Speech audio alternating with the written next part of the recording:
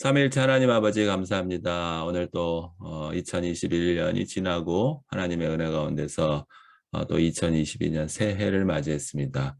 하나님께서 주시는 새해에 우리가 하나님의 은혜를 더욱더 알아차리고 경험할 수 있는 귀한 새해가 될 수 있도록 주께서 저희들 능력으로 붙들어 주시고 하나님의 말씀 안에서 늘 자유와 평강 가운데 있을 수 있도록 주께서 은혜를 베풀어 주시옵소서.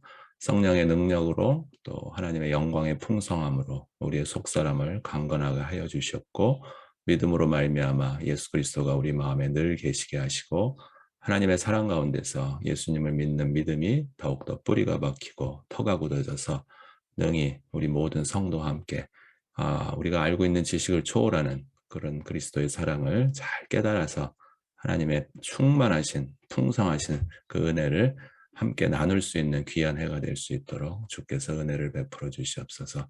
늘 우리가 생각하거나 구하는 것보다 더 능히 넘치도록 해주시는 하나님 아버지께 감사드리며 예수님의 이름으로 기도합니다. 아멘. 오늘 말씀은 마태복음 18장 21에서 35절입니다. 그때 베드로가 나와 이르되 주여 형제가 내게 죄를 범하면 몇 번이나 용서하여 주리이까 7번까지 하오리오까. 예수께서 이르시되 내게 이르노니 7번뿐만 아니라 7번을 70번까지도 할지니라. 그러므로 천국은 그 종들과 결산하려 하던 어떤 임금과 같으니 결산할 때 10,000달란트 빚진 자 하나를 데려오매 갚을 것이 없는지라. 주인이 명하여 그 몸과 아내와 자식들과 모든 소유를 다 팔아 갚게 하라 하니 그 종이 엎드려 절하며 가로되 내게 참으소서 다 갚으리이다 하거늘 그 종의 주인이 불쌍히 여겨 놓아보내며 그 빚을 탕감하여 주었더니 그 종이 나가서 자기에게 100데나리온 빚진 동료 한 사람을 만나 붙들어 목을 잡고 이르되 빚을 갚으라 하매 그 동료가 엎드려 간구하여 가로되 나에게 참아 주소서 갚으리이다 하되 허락하지 아니하고 이에 가서 그가 빚을 갚도록 옥에 가두거늘 그 동료들이 그것을 보고 몹시 딱하게 여겨 주인에게 가서 그 일을 다 알리니 이에 주인이 그를 불러다가 말하되 악한 종아 내가 빌기에 내가 네 빚을 전부 탕감하여 주었거늘 내가 너를 불쌍히 여긴과 같이 너도 네 동료를 불쌍히 여김이 마땅치 아니하냐 하고 주인이 노하여 그 빚을 다 갚도록 저를 옥졸들에게 넘기니라. 너희가 각각 마음으로부터 형제를 용서하지 아니하면 내 천부께서도 너희에게 이와 같이 하시리라. 예, 오늘 그 말씀은 나도 1만 달란트 빚진 자인가 초점을 맞추고 함께 말씀을 나누도록 하고요. 그걸 전에 이제 2022년도 새해에 우리가 좀 함께 이렇게 신경 써야 될 그 말씀을 제가 한번 이렇게 잡아봤어요. 저도 마찬가지고 혹시 이게 동의가 되시면 같이 하면 좋겠어요. 고린도후서 4장 18절에 이런 말씀이 있습니다. 우리가 주목하는 것은 보이는 것들이 아니요 보이지 않는 것들이니 보이는 것은 잠깐이요 보이지 않는 것은 영원합니다. 하나님의 이런 말씀이 고린도후서 4장 18절에 우리가 주목하는 것은 무엇이냐라면 보이는 것들이 아니라 보이지 않는 것들을 주목해야 된다. 왜냐하면 보이는 것은 잠깐이고 보이지 않는 것은 영원합니다. 이 말이 굉장히 쉬운 말이에요. 그렇지만 이걸 조금 제가 더 쉽게 이 얘기를 하게 되면 2022년 새해에 우리가 신경 쓰고 관심을 가지고 주의 깊게 살펴보아야 된다는 그런 뜻이 주목인데 우리가 관심을 가지고 주의 깊게 살펴보아야 되는 것은 내가 아니라 보이지 않는 것이다. 이런 거죠. 나는 보이잖아요. 물론 내 마음은 안 보이기도 하지만 어찌됐든 나는 보이는 것을 이제 사람으로 생각을 했을 때 나예요. 나한테 관심을 갖는 것이 아니라 보이지 않는 것. 그러면 그것의 대표성인 하나님이에요. 그래서 하나님께 관심을 갖는 것이다. 왜냐하면 보이는 것 나는 잠깐이고 잠깐 없어지잖아요. 있다가 사라지는 존재고 보이지 않는 것 하나님은 영원합니다. 그래서 말씀을 볼 때 우리는 보이는 것인 나의 초점을 보고 계속 묵상을 하는 것이 아니라 하나님께 초점을 두고 묵상을 하면 그런 한 해가 되면 좋겠다 하는 말씀으로 이런 말씀을 붙들고 오늘도 뿐만 아니라 이제 계속해서 하면 좋겠다 생각합니다. 내가 죄인인가? 이런 부분하고 하나님 앞에서예요. 하나님 앞에서 나는 빚진 자인가? 하나님 앞에서 나는 환자인가? 나는 하나님 앞에서 비정상인가? 나는 하나님 앞에서 이렇게 홀로 떨어져 있는 불쌍한 존재인가? 왜 하나님과 가까이 할 수 없는 없는가? 그런 이런 것들을 좀 잘 이해를 한 상태에서 오늘은 초점을 결국 빚진 자인가 이 부분을 좀 많이 얘기해 보도록 할게요. 8장 15절에 보면 내 형제가 죄를 범하거든 너와 그 사람과 상대하여 권고하라. 뭐 이러면서 예수님이 계속해서 어떤 죄를 범했을 때 어떻게 처리를 해야 되나 이 죄에 대한 단어가 계속해서 나와요.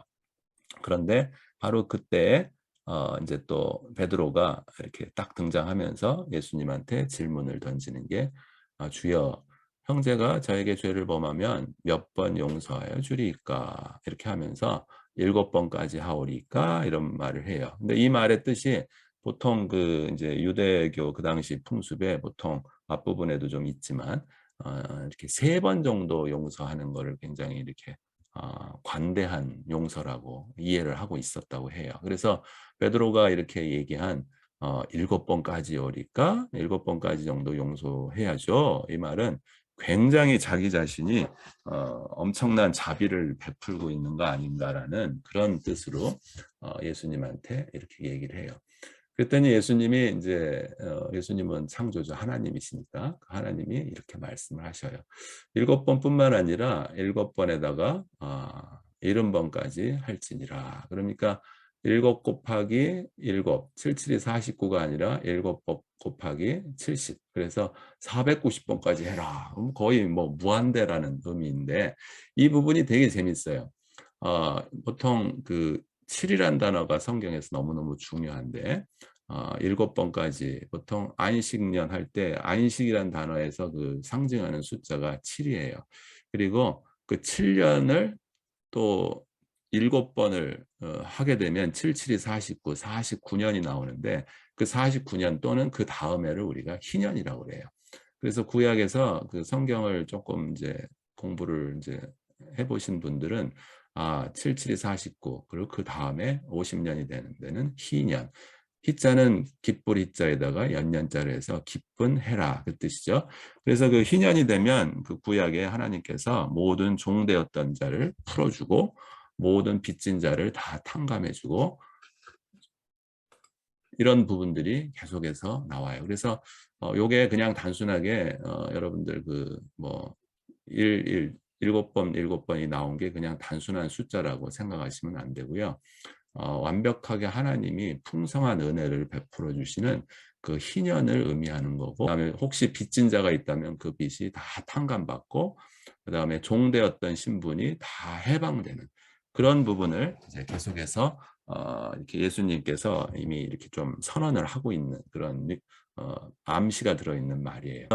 이렇게 희년의 어떤 기쁨의 복음을 지금 벌써 예수님이 딱 얘기하고 있는 말을 하면서 23절에 보게 되면 그러므로 천국은 갑자기 천국이란 단어가 나오죠. 하나님의 나라는 하나님은 하나님의 생각은 하나님의 뜻은 뭐 이런 다 천국이란 단어가 같은 말을 얘기하고 있는 거예요. 그래서 하나님의 그 어떤 그 풍성한 세계 하나님의 보이지 않는 우리가 보이는 세계에서 살고 있다면 하나님은 그것을 포함한 보이지 않는 세계를 다 통치하고 있는 거잖아요. 그 세계에서는 이 너희가 질문한 부분에 대한 이제 예수님이 답을 하는 거예요. 그 종들과 결산하려 하던 어떤 임금이 있다. 어떤 임금은 하나님이시겠죠.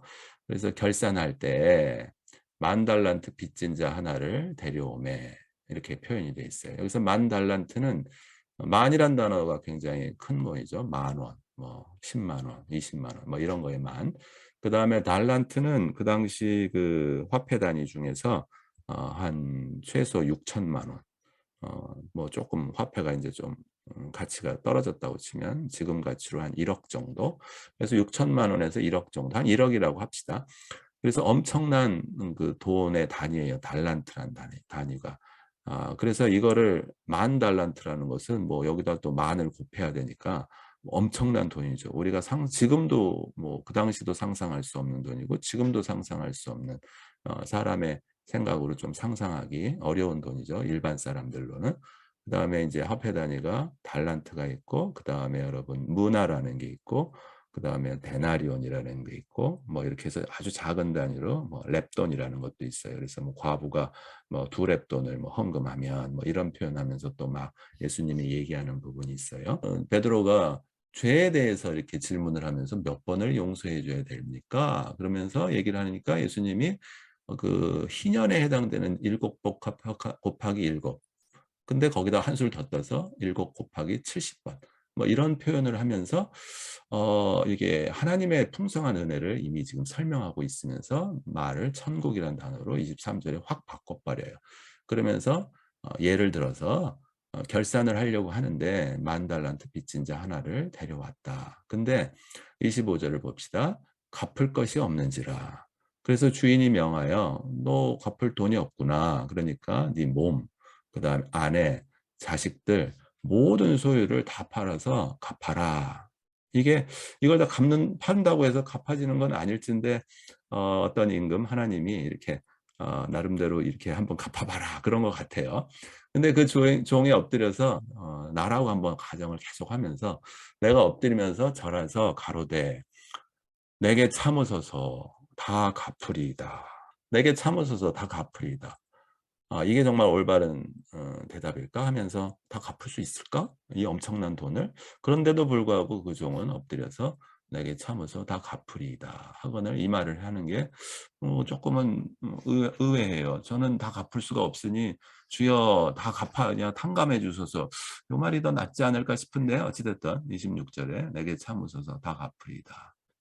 그래서 그랬더니 그럼에도 불구하고 임금은 그 종이 그 종을 주인이 불쌍히 여겨놓아서 그 빚을 아예 탕감하여 주었대요. 그러니 자기한테 빚진 자 이렇게 엄청난 빚을 탕감받은 사람이 겨우 100데나리온 빚진 동료 한 사람을 만나서 목을 잡고 빚을 갚으라. 그러니까 또 그 동료가 엎드려서 아까 자기가 했던 말을 똑같이 해요. 이렇게 해야 되는 게 맞나 봐요. 그래서 나에게 참아주셔서 또 내가 갚으리이다. 그래서 백데나리온은 뭐 또 갚을 수 있을 것 같으니까 또 갚으리이다. 또 이 말은 또 말이 된다 싶지만 어찌됐든 우리 사람이 하는 말들이 이렇게 계속해서 갚으리이다, 갚으리이다가 굉장히 자동적으로 나오나 봐요. 정말 갚을 수 있을까요? 이 부분 한번 생각해 보시죠. 그 다음에 그랬더니 이제 바로 갚으라고 막 난리를 치면서 허락하지 않는 거죠. 바로 갚지 못하니까 탕감을 해줬는데 자기는 탕감을 받았는데 어찌됐든 그래서 화가 나니까 옥에 가두고 이제 더 하여튼 갚아라 이러면서 한 거예요. 그랬더니 이제 옆에 있는 사람들이 황당하잖아요.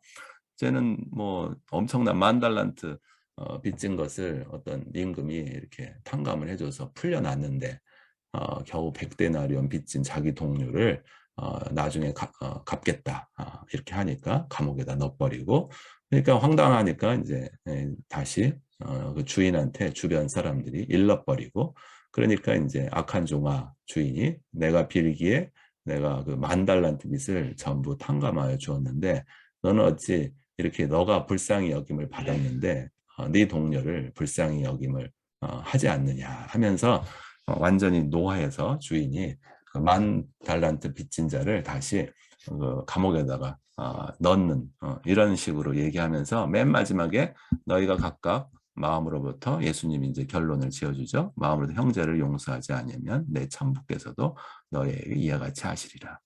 그래서 이제 저는 이 말을 35절에 초점을 두면 안 된다고 생각해요. 이 말을 뭐 35절이 틀렸다 그 뜻이 절대 아니에요.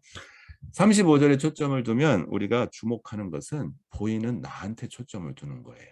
오늘 우리가 주목하는 것은 보이는 것들, 내가 아니요. 보이지 않는 것들, 하나님이니 이 말에 계속 의미를 가지세요.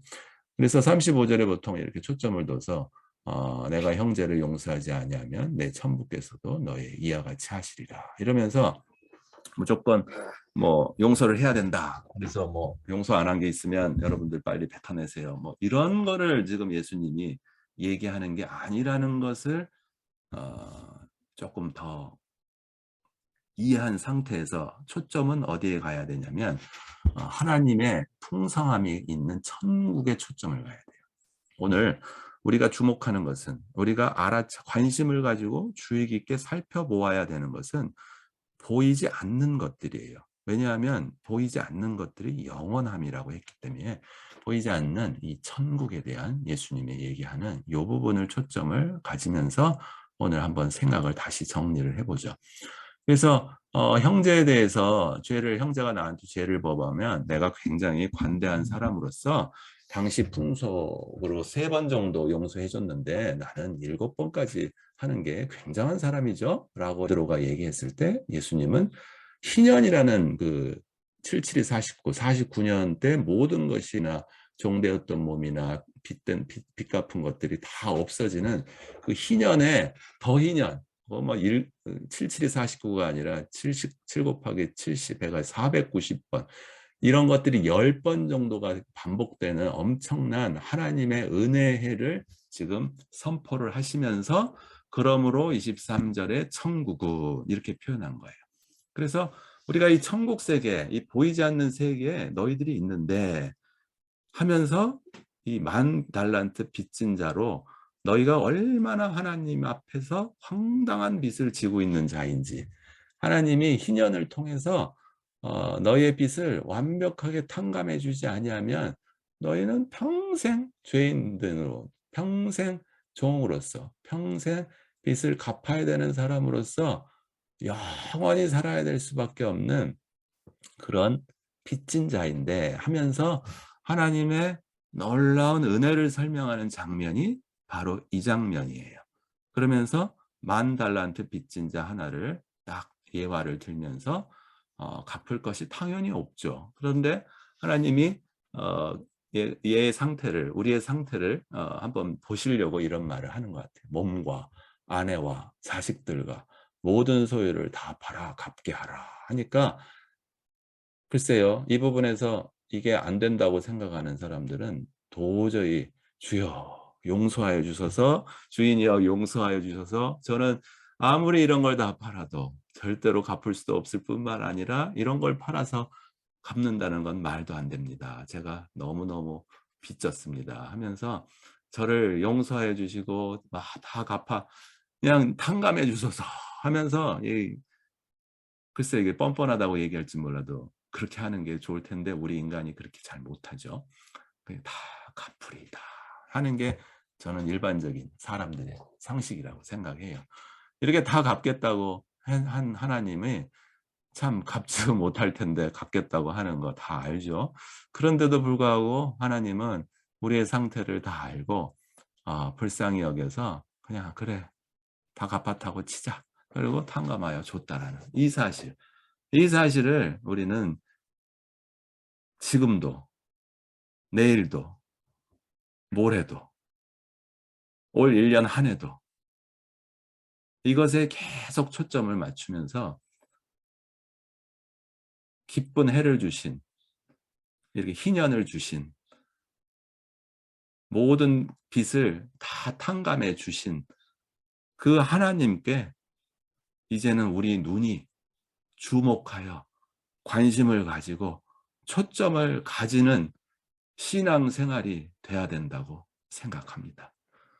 그러지 아니하면 우리는 이 말의 본질을 잃어버리고 우리가 주목하는 것은 보이는 것에 초점을 둬서 예수님이 맨 마지막에 얘기한 형제를 용서하지 아니하면 내 천부께서 너의 이와 같이 하시리라, 이 말을 내가 형제를 용서하지 아니하면, 이런 말에 너무 초점을 둬서 그렇다고 용서를 하지 말라 그 뜻이 아니에요.